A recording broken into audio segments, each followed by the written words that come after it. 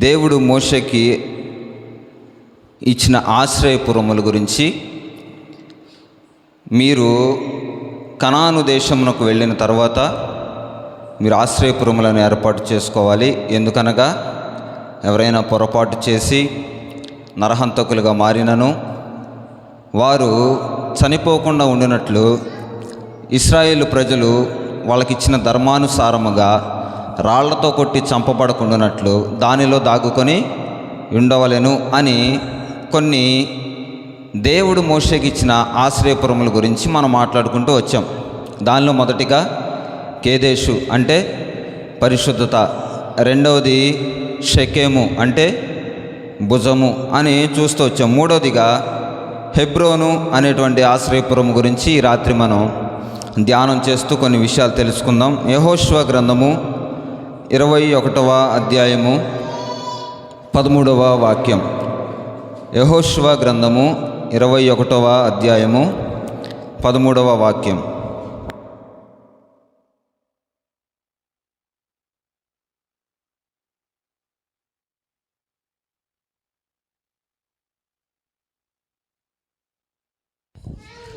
వారి ఆశ్రయ పట్టణమైన హెబ్రోను. హెబ్రోన్ అంటే అర్థము ఎవరికైనా తెలుసా అండి? హెబ్రోన్ అంటే హిబ్రూ పదాలు అన్నమాట ఇవి. కేదేషు అంటే పరిశుద్ధత, షెకెము అంటే భుజము. చూసాం కదా గడిచిన దినాల్లో, షెకెము అనగా భుజము అంటే ఆయన భుజముల మీద రాజ్యభారం ఉండును అని చెప్పి మనం చూసాం. అదే రీతిగా హెబ్రోను అంటే ఎవరికైనా తెలుసా? సహవాసము. ఏంటిది హెబ్రోన్ అంటే? సహవాసము. ఎవరితో సహవాసము చేయాలి? అయితే ఈ 6 ఆశ్రయపురములు ఎవరికి గుర్తులుగా మనకు కనిపిస్తూ ఉన్నాయంటే, క్రొత్త నిబంధన సంఘానికి వచ్చేసేసరికి యేసుక్రీస్తు ప్రభువారిలో ఈ 6 ఆశ్రయపురములు కనిపిస్తాయి. మొదటిగా పరిశుద్ధత అనేది మన యేసుక్రీస్తు ప్రభువారికి తప్ప ఏ మానవుడు, మానవునిగా పిలువబడిన ప్రతి ఒక్కరూ ఈ మాటను పలకలేదు. మానవునిగా ఈ లోకానికి వచ్చిన యేసుక్రీస్తు ప్రభువారు ఒక్కళ్ళు మాత్రమే నేను పరిశుద్ధునై ఉండలాగున మీరును పరిశుద్ధులై ఉండండి అని చెప్పారు. అదే రీతిగా ఎవరి భుజముల మీద రాజ్యభారము మోపబడలేదు. అదే రీతిగా మీ భారములు నా మీద మోపండని ఏ ఒక్క మనుషుడు కానీ దైవత్వము కలిగిన ఏ వ్యక్తి కానీ చెప్పినటువంటి పలుకులు మనం వినలేదు. అదే రీతిగా ఈరోజు హెబ్రోను అంటే సహవాసము. దేవునితో సహవాసం చేస్తే ఎలా వస్తాయి, ఏం మేలులు దొరుకుతాయి, చేయకపోతే ఏమవుతుంది అని నేను చెప్పను. కానీ ఆశ్రయపురానికి సంబంధించిన సహవాసం, యేసుక్రీస్తు ప్రభువారితో ఈరోజు చాలామంది సహవాసం చేస్తారు. ఎలాంటి సహవాసం అంటే, యేసయ్య దగ్గరికి వెళితే ఆహారం సమృద్ధిగా ఉంటుంది.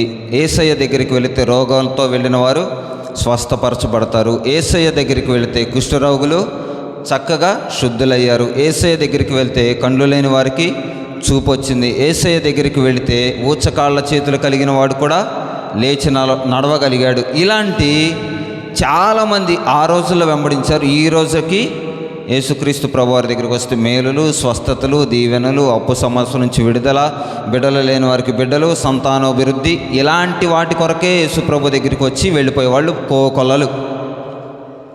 దేవుని గురించి తెలియని వాళ్ళు ఎవరు లేరు. ఒక మాట ఉంటుంది, సువార్త అందరికీ అందిన తర్వాత దేవుని యొక్క రాకడ వచ్చింది అని చెప్తూ ఉంటాం. అంటే ఈరోజు సువార్త ఎవరికి వెళ్ళలేదు అని మనం అనుకుంటాం. యూట్యూబ్లో చూస్తున్నారు, ఫోన్లో చూస్తున్నారు, టీవీలో చూస్తున్నారు. ఎవరికి వారు వ్యక్తిగతంగా తమ సొంత మందిరాల్లో వింటూ ఉన్నారు. మరి సువార్త ఇంకెటు వెళ్ళలేదు అంటే సత్యము ఇంకా చాలామందికి తెలియబడట్లేదు. అది దేవుని యొక్క ఉద్దేశం. అయితే ఈ రాత్రి ఆయన హెబ్రోను యొక్క సహవాసం గురించి మనం కొద్ది నిమిషాలు చూస్తే, ఆనాడు ఇశ్రాయేలు ప్రజలకు కూడా ఆయన షెకెముగా ఆశ్రయపురముగా ఉన్నాడు. చాలామంది సహవాసం చేసిన వాళ్ళు ఉన్నారు. ప్రప్రథమముగా దేవునితో సహవాసం చేసింది అబ్రహాము గురించి చూస్తే 12వ అధ్యాయంలో ఆయన మనకి తన సొంత దేశాన్ని విడిచి, బంధువులను విడిచి బయలుదేరినటువంటి ఆ యొక్క సన్నివేశం మనకు కనిపిస్తుంది. అదే 12వ అధ్యాయం చివరకు వచ్చేసేసరికి తన సొంత తండ్రి అయిన తేరాహు చనిపోవడం కూడా కనపడుతుంది. తనతో వచ్చిన లోతు 13వ అధ్యాయంలో విడిచిపెట్టి వెళ్ళిపోవడం జరుగుతుంది. ఇలాంటి సందర్భాల్లో కూడా ఆయన ఎవరితో సహవాసం చేస్తున్నాడు అని అంటే అక్కడ ఉంటుంది, ఆయన హాయికి మధ్య బలిపీఠం కట్టాడు. ఆయన తన కుమారుడైన ఇస్సాకును తీసుకెళ్ళిన ఆ మోరియా పర్వతం దగ్గర బలిపీఠం కట్టాడు. ఇలాంటి హెబ్రోను అనే పదం 12వ అధ్యాయం నుంచే కనపడుతూ ఉండేది ఎక్కువగా. మమ్రే దగ్గరనున్న సింధూర వృక్షములో వనములో అని చూపిస్తూ ఉంటాడు. దేవుని చిత్తమైతే రాబోయే దినాల్లో బలిపీఠములు అనేటువంటి అంశం మీద కూడా మనం ధ్యానం చేయాలని దేవుడు ఎందుకు ప్రేరేపించాడు.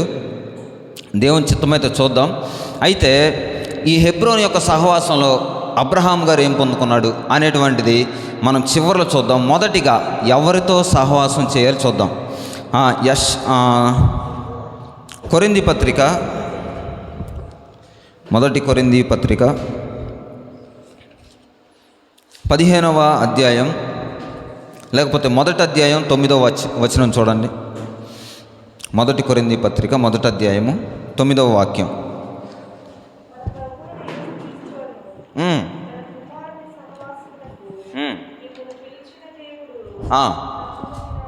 చాలమ్మా. మన ప్రభు అయిన యేసుక్రీస్తు తన కుమారుడైన, చదవండి ఒకసారి. చాలు. ఎవరితో సహవాసం చేయాలంట? మొదటిగా దేవునితో సహవాసం చేయాలి. ఎందుకు దేవునితో సహవాసం చేయాలంటే, చెయ్యకూడనటువంటి వ్యక్తులతో సహవాసానికి వెళ్ళకూడదనంటే చెయ్యాల్సిన వారితో సహవాసం చేయాలి. చాలామంది అంటారు సహవాసపు లక్షణాలు వచ్చినాయిరా అంటారు.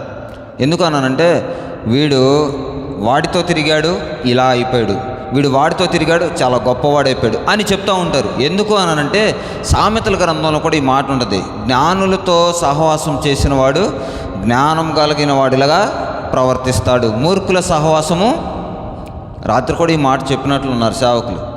అయితే ఈ మాటకు అర్థం ఏంటంటే, దేవునితో సహవాసం చేస్తే ఎవరితో చేయాలి ఎవరితో చేయకూడదో సుస్పష్టంగా మనకు అర్థమవుతుంది. ఈరోజు చాలామంది దేవునితో సహవాసం చేయరు. నా ఉద్దేశం ప్రార్థనలు చేయట్లేదని కాదు, విజ్ఞాపనలు చేయట్లేదని కాదు, ప్రార్థనకి ఎడతెగక వెళ్ళి వస్తున్నారు అన్నది కాదు. కానీ దేవుడు చెప్తూ ఉంటాడు, ప్రతి సాయంకాలపు పూట ఆదాముని ఎవరు కలుసుకున్నారంట? దేవుడే. కానీ ఆదాము ఏం చేసేవాడు తెలుసా? చెట్టు చాటును ఎప్పుడు దాక్కోలా. వచ్చిన ప్రతిసారి ఏం చేశాడు? మాట్లాడుకున్నారు. ముఖాముఖిగా ఒక మనుషునితో ఎలాగ మాట్లాడాడో దేవునితో అలాగ మాట్లాడాడు. కానీ అదే సహవాసం చెడిన తర్వాత ఎక్కడికి వెళ్ళిపోయాడు? చెట్టు చాటుకు వెళ్ళిపోయి ఆదామా ఆదామా అంటే పలుకుతున్నాడా? సమాధానం ఇస్తున్నాడా? మన భాషలో మాట్లాడుకుంటే నా ఏలినవాడా నా తండ్రి అనేటువంటి వ్యక్తి ఏమైపోయాడు తెలుసా? పిలుస్తుంటే చెట్టు చాటు నుంచి వచ్చాడంట. ఎలాగా? అప్పటి వరకు మనోనేత్రములు వెలిగింపబడిన వాడే కాకుండా పాపపు నేత్రాల ద్వారా బయటకు వచ్చి, అయ్యా చెప్పయ్యా నువ్వు ఇచ్చిన ఈ స్త్రీ అంటే చెయ్యకూడనటువంటి సహవాసం చేసేసరికి అబద్ధం ఆడాల్సిన అవసరం కూడా వచ్చింది, నింద మోపాల్సిన అవసరం కూడా వచ్చింది. నువ్వు ఇచ్చావు కదా, ఈ స్త్రీయే తీసుకొచ్చి నాకు పెట్టింది అని అంటున్నాడు దేవుణ్ణే. దేవునితో సహవాసం చేసినంతకాలం పైన పండ్లు కోసుకొని తిన్నారు, ఆహ్లాదకరంగా ఉన్నారు, చెమట అనేటువంటిది తెలియదు. ఈ రోజున చాలామంది దేవునితో సహవాసం లేక తమ రక్తాన్ని చెమట రూపంలో ఆవిరి చేసుకొని కష్టపడిన కష్టార్జితం కూడా నిలబడట్లేదు. నేను అంటాను, అదే కొరింథీ పత్రికలో 15వ అధ్యాయం 33వ వాక్యం ఒకసారి చూడండమ్మా.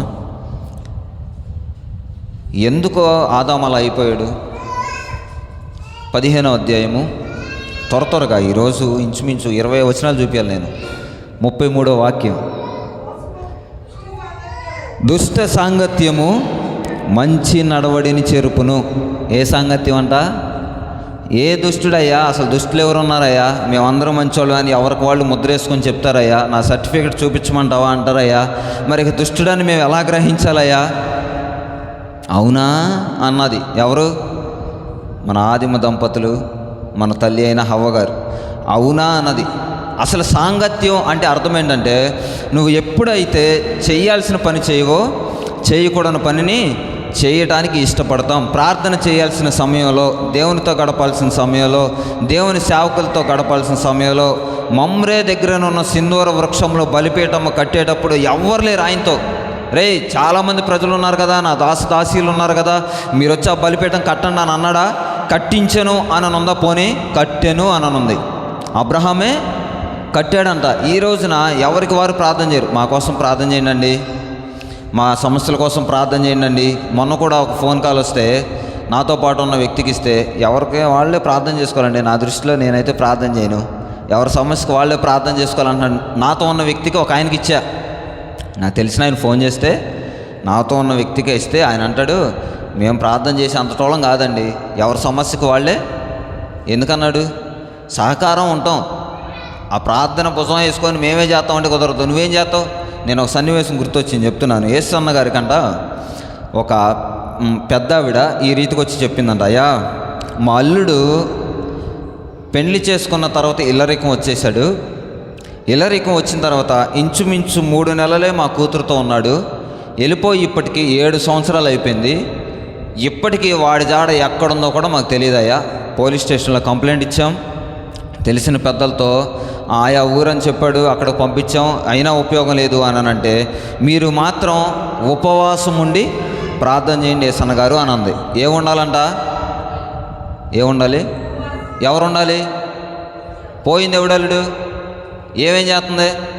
సేవకుడికి వచ్చిన ఇప్పుడు తిప్పలో ఈయన అంటాడు, సరే తల్లి నేను చేస్తాను, కానీ నువ్వు కూడా ఉపవాసం ఉండి ప్రార్థన చేయాలంటే, సరేనయ్య గారు మీరు చెప్పినట్టే 3 దినాలు ఉపవాసం ఉండండి మీరు, నేను 3 దినాలు ఉంటాను అని అంది.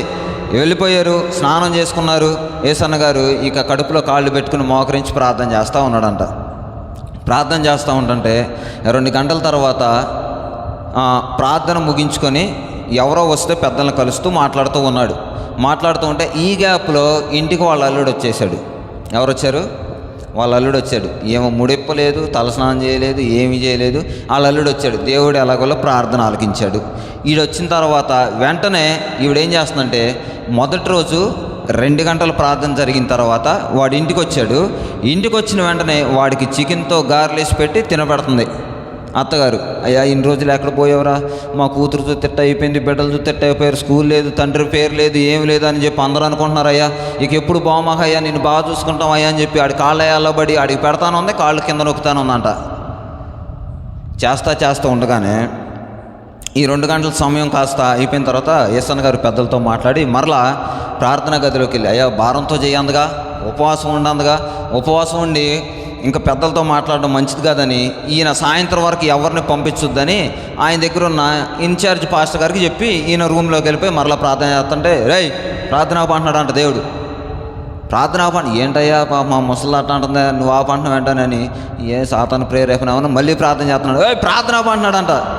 ఏంటి ప్రార్థన ఆపంటున్నాడు అని చెప్పి సరే ఈయన ఆపేసి మరలా సాయంత్రం ఏదో కూడికి వెళ్ళిపోయాడు. మొదటి రోజు అయిపోయింది. 2వ రోజు మళ్ళీ ప్రార్థన చేస్తున్నాడు.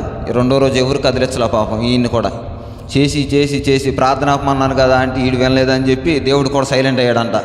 3వ రోజు చేస్తున్నాడంట. చేసి సాయంత్రం ఇంటికి వెళ్ళేసరికి మొదటి రోజు గారెలు పెట్టింది, 2వ రోజు బూర్లు పెడుతుందంట, 3వ రోజు మంచిగా కోడినే కోసి పెడుతుంటే యేసన్న గారు ఇంటికి వెళ్ళాడు. అమ్మా ఎవరమ్మా ఈయనంటే, అల్లుడు వచ్చాడయ్యా అందంట. ఎప్పుడు వచ్చాడమ్మా అంటే, మొదటి రోజు వచ్చాడు. నీ దొంప దేగ కడుపు కట్టుకొని కాళ్ళు కడుపులో పెట్టుకొని నేను ప్రార్థన చేస్తూ ఉంటే నువ్వు అల్లుడు వచ్చాడన్న సంగతి చెప్పొచ్చు కదా. దేవుడు నాకు అప్పుడే చెప్పాడమ్మా ప్రార్థన పని, నేను ఆపిన పోయేది. ఎవరు కడుపు కాలిందంట? ప్రార్థన చేయమని ఎవరు నడుతున్నారు? బలిపీఠం కట్టమని ఎవరు నడుతున్నారు? ఎవరో దేవుని సన్నిధానానికి వెళ్ళిన పాస్టర్ గారు చేస్తారులే, వాళ్ళు చేస్తే దీవెన, వాళ్ళు చేస్తే ఆశీర్వాదం. మరి నువ్వెప్పుడు చేస్తావు? పాస్టర్ గారు పరలోకం వెళ్తాడు, నువ్వు వెళ్తావా? సరే ఆయన నరకానికి పోతాడు, సరే నువ్వు వెళ్తావు పరిశుద్ధంగా ఉంటే ఆయనతో పాటు? నువ్వు పరిశుద్ధంగా ఉంటే నువ్వు పరలోకం వెళ్తావు. ఈ రోజున చాలామంది ఏం చేస్తున్నారంటే దుష్ట సాంగత్యంలోనికి వెళ్ళిపోతున్నారు. ఎవరితో సాంగత్యం చేస్తున్నారు అనేది ఆ యొక్క తారతమ్యం తెలియక దేవునితో చేయవలసిన సహవాసం చేయకపోతే దుష్టునితో సహవాసం చేయాల్సిందే.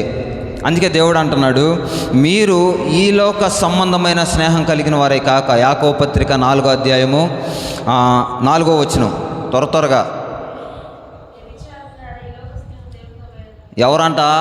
వ్యభిచారిణీయులారా అంటే అక్కడ ఈ లోకంతో స్నేహం చేసేవారిని ఎలా పోల్చాడు దేవుడు?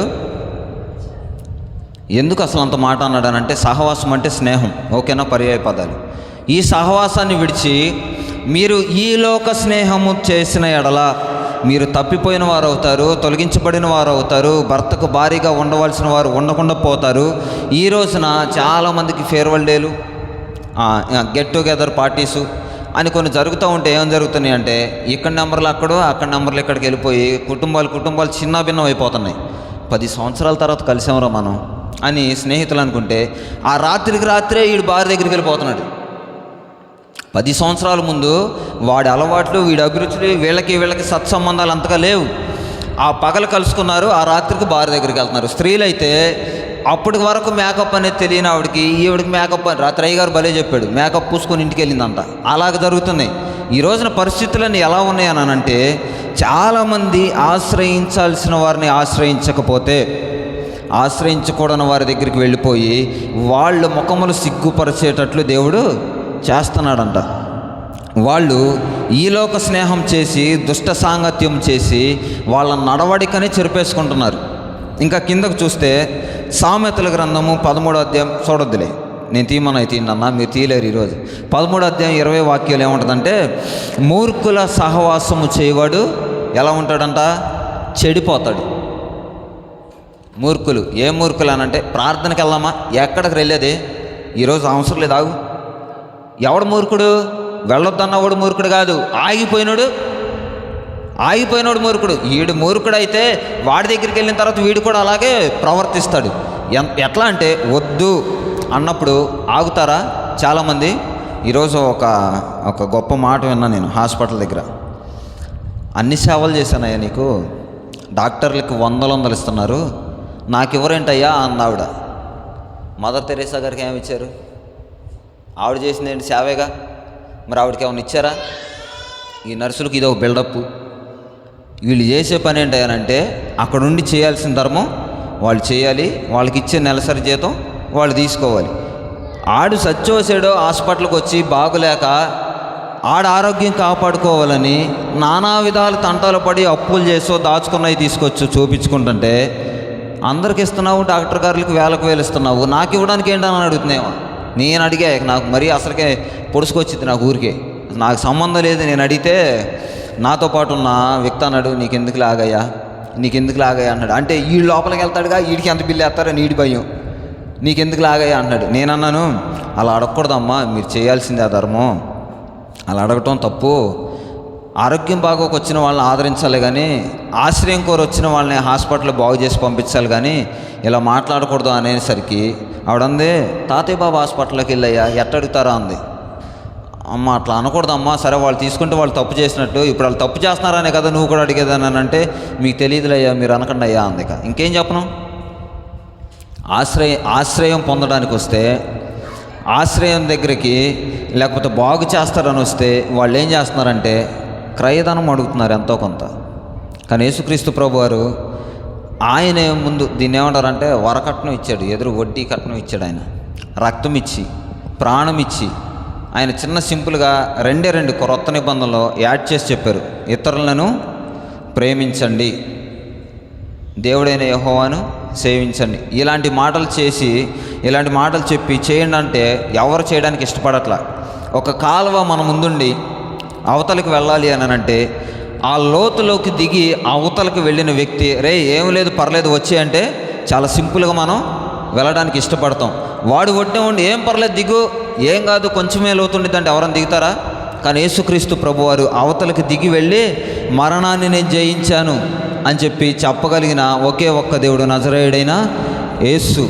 ఆయన అంటున్నాడు, మూర్ఖులతో సహవాసం మీకు వద్దు, దుష్ట సాంగత్యం మీకు వద్దు, ఈ రాత్రి హెబ్రోనుకు మీరు పరుగెత్తుకొని రండి ఆయన సెలవిస్తూ ఉన్నాడు. ఇంకో కొంచెం మనం ముందుకెళ్ళి చూస్తే ఒక మిక్కిలి ధనవంతుడిగా లేకపోతే ఆశీర్వదించబడిన ఒక రాజు ఏం చేశాడనంటే, యెహోవా ధర్మశాస్త్రమునంతటిని ఎరిగిన రాజు, తన తండ్రి దేవుణ్ణి ఆరాధించిన రాజు ఒకానొక రోజున తమ పితరులు చేసినటువంటి కార్యములు విని, పితరులకు చేసినటువంటి ఆశీర్వాదాల గురించి విని ఆయన కూడా దుష్టుల సాంగత్యం చేయడానికి ఇష్టపడ్డాడు.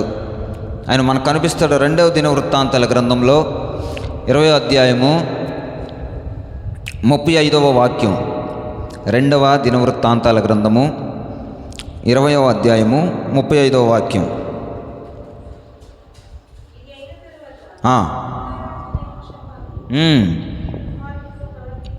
మిక్కిలి దుర్మార్గునిగా ప్రవర్తించిన ఇశ్రాయేలు రాజైన అహజ్యాతో స్నేహము చేసెను. ఇశ్రాయేల్ రాజు ఎవరంట? మిక్కిలి దుర్మార్గుడు.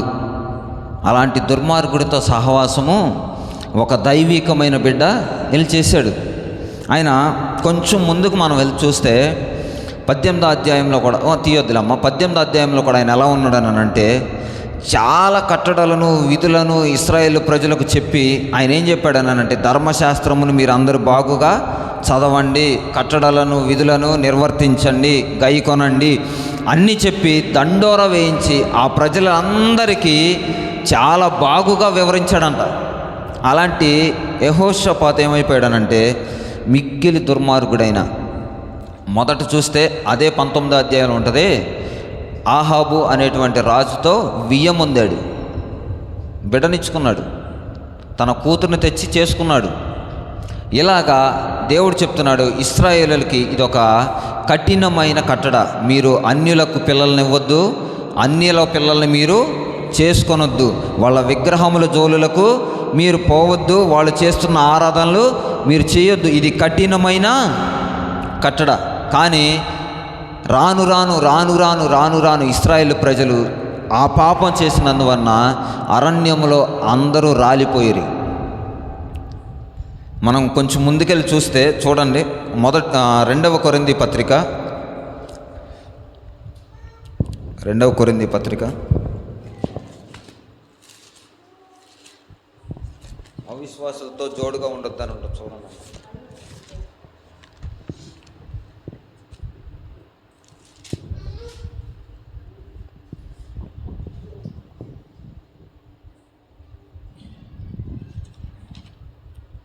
దొరికిందా? అవిశ్వాసులతో మీరు జోడుగా ఉండొద్దు, వెలుగుకు చీకటికి పొత్తు ఎక్కడ?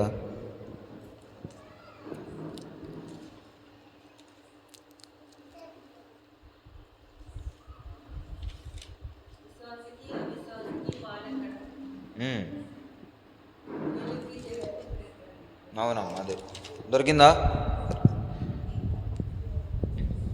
చూడండి, 2వ కొరింథీ పత్రిక 6వ అధ్యాయము 15 నుంచి 16 నుంచి చూడండి.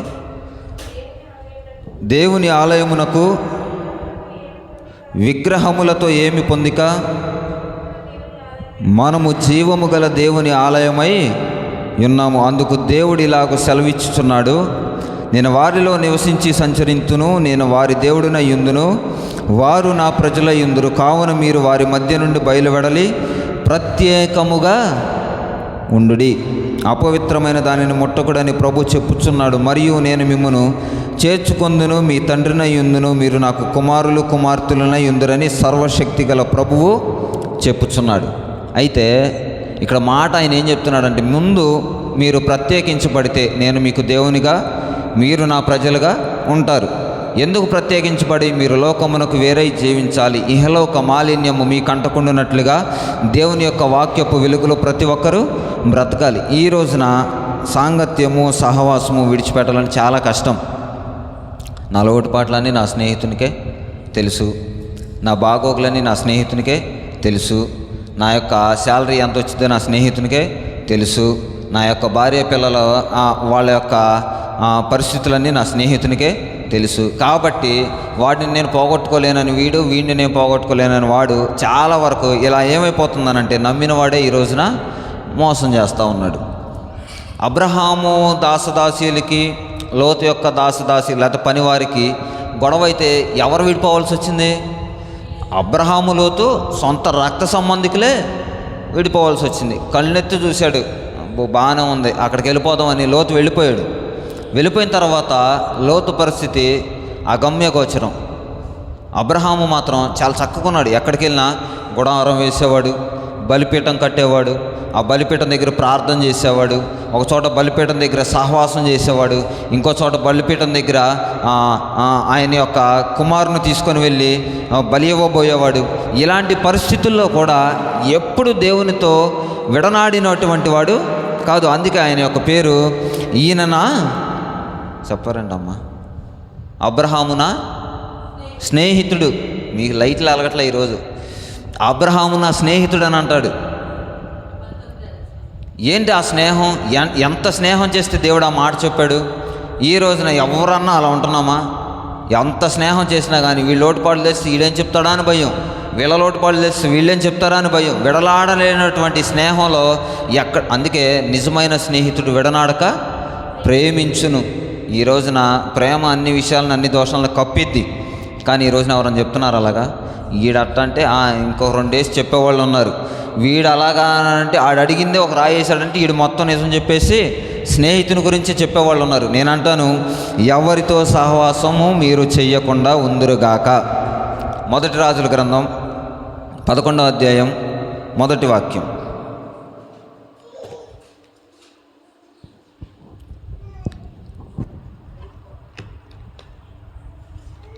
11వ అధ్యాయం 1వ వాక్యం. మోయాబీలు, ఏదోమీయులు, అమోనీయులు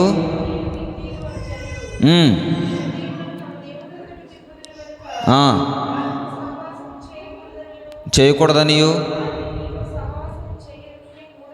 చేయనీయకూడదనియు సెలవిచ్చి ఉన్నాడు. ఇంకా కొంచెం కిందకి. రాజైన సొలొమోను కాక ఆ జనులలో చాలమ్మ. సొలొమోను ఎవరండి?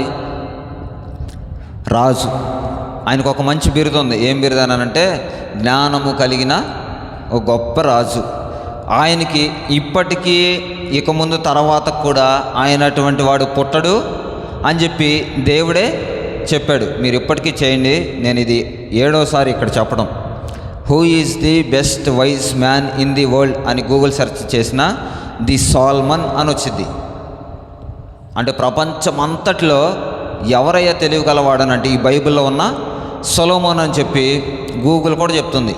అయితే ఇలాంటి సొలొమోను, ఇలాంటి జ్ఞానవంతుడు, ఇలాంటి మంచి రాజుగా ఉన్న సొలొమోను ఏమైపోయాడనంటే చెయ్యకూడనటువంటి వ్యక్తులతో స్నేహం చేసి, చెయ్యకూడనటువంటి వ్యక్తులతో సహవాసం ఉంది. ఆయన హృదయమే త్రిప్పివేసేంత వరకు వెళ్ళిపోయాడు ఆయన. ఈ రోజున మనం ఏదో చేయాలని ఆశపడతాం, కానీ మనకు అవసరమా అనేటట్లు మన చుట్టూ ఉన్నవారు మనల్ని చెడగొట్టే వాళ్ళు చాలామంది ఉంటారు.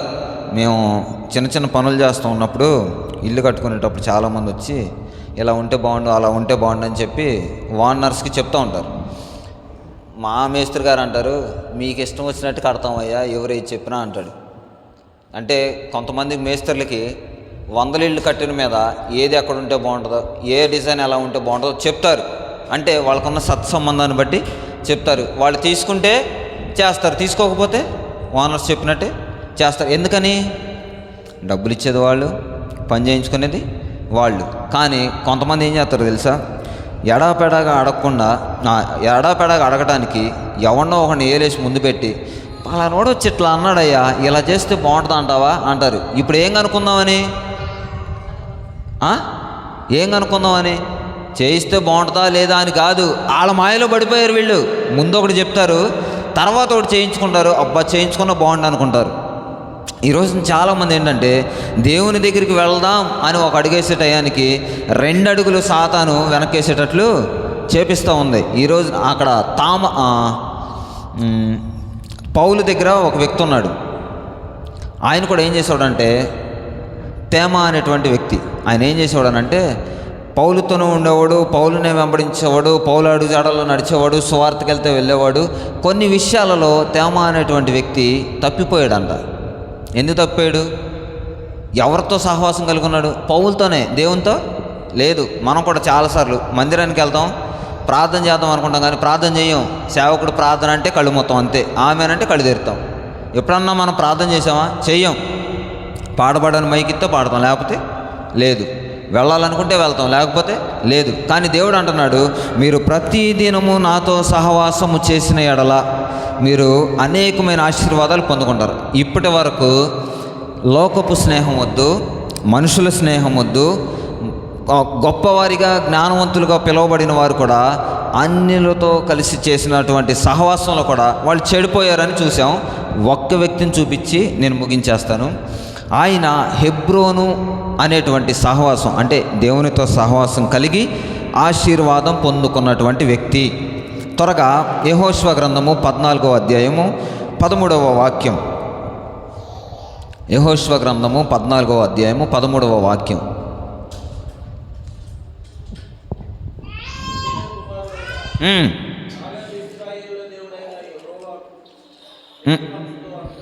నిండు మనస్సుతో గనుక యెహోషువ అతన్ని దీవించి, ఆమెన్, హల్లెలూయా. ఏమిచ్చాడంట? స్వాస్థ్యముగా. మొదట స్వాస్థ్యముగా అబ్రహాం పొందుకున్నాడు, తర్వాత ఇస్సాకు, యాకోబులు పొందుకున్నారు. మీరు చూడండి, తమ పితరులందరూ హెబ్రోన్లో చచ్చిపోతే శారాను పాతిపెట్టిన దగ్గరే పాతిపెట్టుకుంటూ వచ్చారు.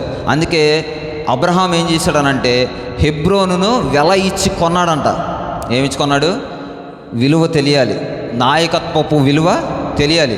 మోషే అన్నాడు, వేగు చూసిరండి, అక్కడికి వెళ్ళి ఆ ప్రజలు ఎలా ఉన్నారు చూసిరండి, పరిస్థితులు ఏంటో చూడండి, ఆ దేశ ప్రజల యొక్క విస్తీర్ణత చూడండి, వాళ్ళు ఎలా ఉంటారు, ఏం చేయగలుగుతారు, పరాక్రమశారుల వీరుల అని చెప్పి పంపిస్తే 12 మంది వెళ్ళారు. 12 మందిలో 2 అంటారు, వాళ్ళు పెద్ద పోటుగాళ్ళు కాదయ్యా, ఓడించేయచ్చు అని చెప్పి మాట్లాడతారు. మాట్లాడితే 10 మంది మాత్రం ఏమంటారు? చంపేస్తారయ్యా వాళ్ళు, వాళ్ళ చేతుల్లో మనం పడ్డామా మిడతల దండు వచ్చి మన మీద వాలినట్టే ఉంటుంది, కాబట్టి మనం దూరంగా ఉందాం అనంటే కాలేబు అంటాడు నుంచొని, అయ్యా వాళ్ళు ఏమీ చేయలేరు అని వేగు చూసి వచ్చిన కాలేబు చూడండి మోషే పక్షమును నిలబడి మాట్లాడాడంట, ప్రజలను నిమ్మలపరిచాడంట. సంఖ్యాకాండం 13వ అధ్యాయం 30వ వాక్యం. సంఖ్యాకాండం 13వ అధ్యాయం 30వ వాక్యంలో కాలేబు ఒక సేవకుని పక్షంగా నిలబడి మాట్లాడుతున్నాడు. తీరేంట అమ్మా, 13వ అధ్యాయం 30వ వాక్యం. నిమ్మలపరిచి మనము నిశ్చయముగా వెళుదాం పండి. ఎక్కడికి? సున్నతి లేని ప్రజలు, ఆశీర్వాదం అంటే ఏంటో తెలియని ప్రజలు, దేవుని శక్తి ఏంటో తెలియని ప్రజలు. మనం ఐగుప్తు నుంచి నడిపించబడ్డాం, 6 లక్షల కాలుబలంగా ఉన్నాం మనం. మన ప్రజలే ఇంచుమించు అందరిని లెక్కేసుకుంటే 30 లక్షల మంది అని చెప్తూ ఉంటారు. ఈ 30 లక్షల మందిగా ఉన్న ఈ ప్రజలందరూ రాళ్ళు తీసుకొని మోషేని కొట్టాలి, అహరోన్ని కొట్టి చంపేయాలని చూస్తున్నారు.